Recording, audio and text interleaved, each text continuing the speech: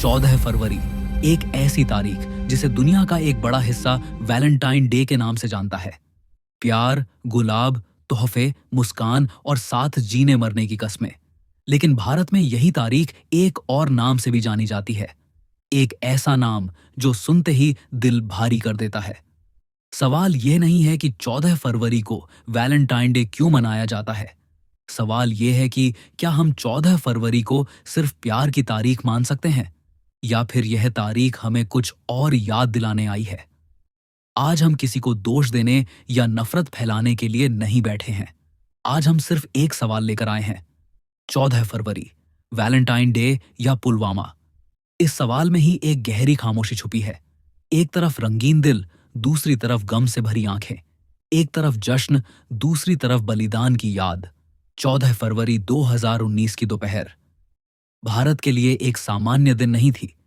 उस दिन देश के एक हिस्से में खुशियों की तस्वीरें बन रही थीं, तो उसी दिन देश का दिल एक ऐसी खबर से कांप उठा जिसने हर भारतीय को भीतर तक हिला दिया। पल भर में माहौल बदल गया। टीवी स्क्रीन खामोश नहीं थी, लेकिन शब्द कम पड़ गए थे। यह हमला सिर्फ एक घटना नहीं था, यह पूरे देश की आत्मा पर लगा घाव था। उस दिन कई घरों में इंतजार था।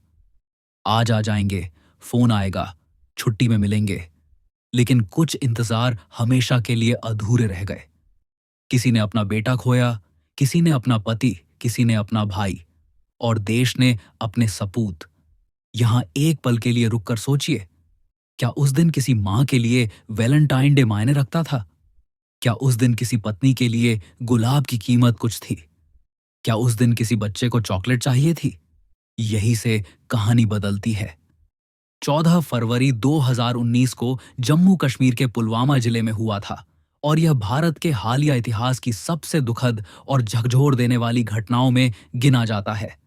उस दिन केंद्रीय रिजर्व पुलिस बल सीआरपीएफ का एक काफिला राष्ट्रीय राजमार्ग से होकर जा रहा था। तभी एक भीषण हमला हुआ जिसमें बड़ी संख्या में जवान शहीद हो गए। इस घटना ने पूरे देश को गहरे शोक में डुबो दिया और हर भारतीय के मन में सुरक्षा, बलिदान और जिम्मेदारी को लेकर गंभीर सवाल खड़े कर दिए।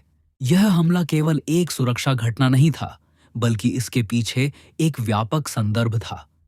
कश्मीर में वर्षों से सुरक्षा बलों की तैनाती, आतंकवाद के विरुद्ध चल रही कार्रवाइयां और सीमा पार से मिलने वाले समर्थन जैसे मुद्दे पहले से मौजूद थे। पुलवामा की घटना ने इन सभी पहलुओं को एक साथ देश के सामने ला दिया। समाचार आते ही देश भर में शोक और आक्रोश का माहौल बन गया। आम लोगों से लेकर राजनीतिक नेतृत्व तक सभी ने शहीदों के परिवारों के प्रति संवेदना व्यक्त की और एकजुटता दिखाई। इस हमले का मानवीय पक्ष सबसे अधिक दर्दनाक है। जिन जवानों ने देश की सुरक्षा के लिए सेवा चुनी थी, उनके परिवारों पर अचानक दुखों का पहाड़ टूट पड़ा। कई घरों में उम्मीदें अधूरी रह गईं, कई सपने वहीं रुक गए। इस घटना ने यह भी याद दिलाया कि वर्दी पहनकर देश की सेवा करना केवल नौकरी नहीं, बल्कि जोखिम और बलिदान से भरा दायित्व है, जिसे जवान और उनके परिवार हर दिन स्वीकार करते हैं। पुलवामा हमले के बाद देश में सुरक्षा व्यवस्थाओं, खुफिया समन्वय और आतंकवाद से निपटने की रणनीतियों पर व्यापक चर्चा हुई। सरकार और सुरक्षा एजेंसियों ने कई स्तरों पर समीक्षा की, ताकि भविष्य में ऐसी घटनाओं की पुनरावृत्ति रोकी जा सके। इस दौरान अंतर्राष्ट्रीय स्तर पर भी भारत की चिंताओं को रखा गया और आतंकवाद के खिलाफ सख्त रुख पर जोर दिया गया।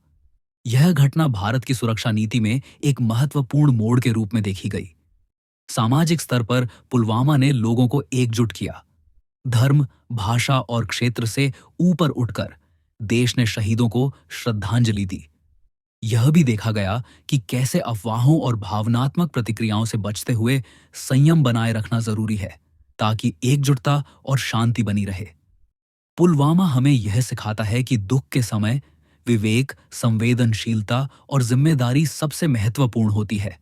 आज भी पुलवामा का नाम आते ही मन भारी हो जाता है, लेकिन इसके साथ एक संकल्प भी जुड़ा है। शहीदों के बलिदान को केवल यादों तक सीमित न रखना, बल्कि सुरक्षा, एकता और जिम्मेदार नागरिकता के रूप में आगे बढ़ाना।